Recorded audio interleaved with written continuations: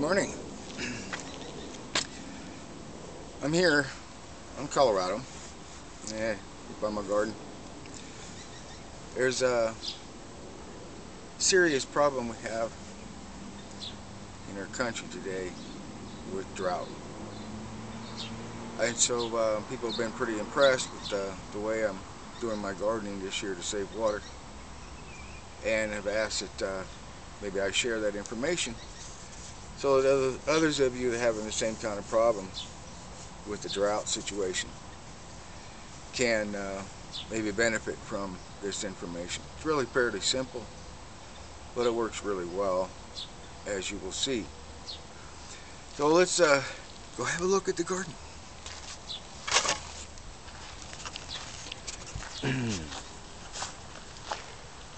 This is the smaller area here that I usually water with just a standard, sprinkler system. It's not too large of an area, as you can see. There's carrots in there. You see the lettuce. I've got some transplants of tomatoes that I put in. There's some other tomatoes in there. Some cabbage going.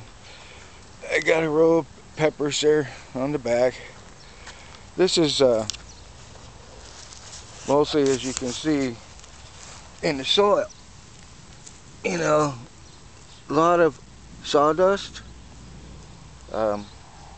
wood chips, and a little bit of horse manure. And it's built up very, very deep with that, so it holds the moisture in, doesn't soak into the sandy soil that we have here. Now this is the system I'm speaking of, how I water on the main part of the garden, the large area. As you can see, things are doing pretty well. I don't know if you can see the hose that's going around everywhere. Comes out, splits off, goes all around the whole garden area. And what happens, this hose goes through over to the other side of the yard, and I hook the hose up. You can see it up over those boards there, at the end of the hose up to the water supply, and turn it on. It comes in here, feeds out, splits off everywhere, it goes all around. And what I have, I'll show you in this one since these are just getting started here. We have here your milk carton. Your basic, average, everyday milk carton. Now, you can see at the end of the hose, there's a plug that I put on the end. It's got an elbow. These are just pressed together fittings, okay? There's the elbow. It's got the plug on the end. And you can see at the end of the plug, there's a hole that I've drilled. So the water comes out of that little hole. Now because I have small holes in each of those outlets, in each of those jugs, it pressurizes the entire system, so water feeds equally out of each hose end like this. Also, I'm going to show you something else here, the milk carton itself. I'm going to set this off to the side and pull the milk carton out so you can see. This milk carton got holes drilled in the bottom. It's filled up halfway with sand. Then it just sits down in the hole there, and as it leaks out from the bottom slowly because of the sand in there, I take about a half an hour, fill the jugs up to let them overflow a little bit, and then the water just slowly seeps out through the day to continuously feed and water the plants. As you can see, all are doing pretty well. We have cucumbers here and there. I have 5 different kinds of squash here in the garden. And as you can see, all are doing pretty well. fairly early in the morning, so the flowers are all open. You can see. And obviously, the zucchinis are doing pretty well. Doing really well. Oh yeah, got a couple of these bad boys you're ready to pick.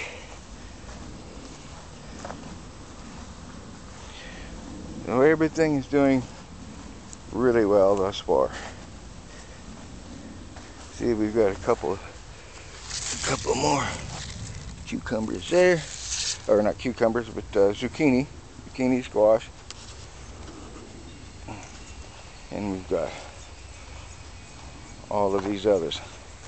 So as you can see, watering this way with the jugs, and somehow I got my seeds mixed up.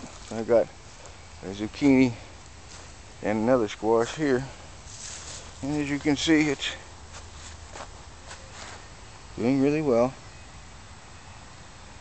You're doing a couple of them right here, and hopefully I don't get chemtrailed this year like last year, where all of this stuff just dies overnight like it did last year. Hopefully that doesn't happen again. But anyway, again, you can see what I've done. When I was preparing the soil, I took the rototiller and just tilled in a circle. Just went in a circle and created a kind of a dish. And then I basically filled that up with wood chips and horse manure. And then got my jug system going, and everything is coming along fine for now. Anyway, I'm finding this is really about the only way in this heat. Right now, it's early in the day, the sun isn't, coming through yet. I got this big tree here that's keeping me in the shade for the moment. Actually, the whole garden is kind of in the shade at this hour of the day. But as the sun comes over, believe me, midday, this will be roasting out here. Roasting. But everything seems to be doing well because of this system of watering that I have developed. Here we got more squash coming around. I believe this is the buttercup squash. So again, that's the garden. I'm pretty proud of it. It's not much, but with this watering system, at least I've been able to get the garden to survive. Unlike a lot of people I know, too much heat, can't keep the water on anything, and so it dies. But thankfully, I've managed to figure out a way, to get through this. And I hope this is helpful to you. Milk carton, 4 holes drilled in the bottom of it, about 1/4 inch, half full of sand. Fill that baby up, and it'll leak the water out all day, slowly. Keep the roots wet. Keep the water where you need it to be. Keep the sawdust to hold the moisture. The wood absorbs the water, slowly releases it. So you wind up being able to survive this heat. At least thus far I have. We have had a number of, well, I think we only had like 6 days in the last month that didn't break a heat record. And about that many days that didn't get to triple digits. So it's been really hot. And believe me, at 105 out here, you would see sweat pouring off of me. But anyway, I hope this information is helpful, and I hope you all have as much success with your garden as you see I've had thus far myself. Blessings, everyone. See you later.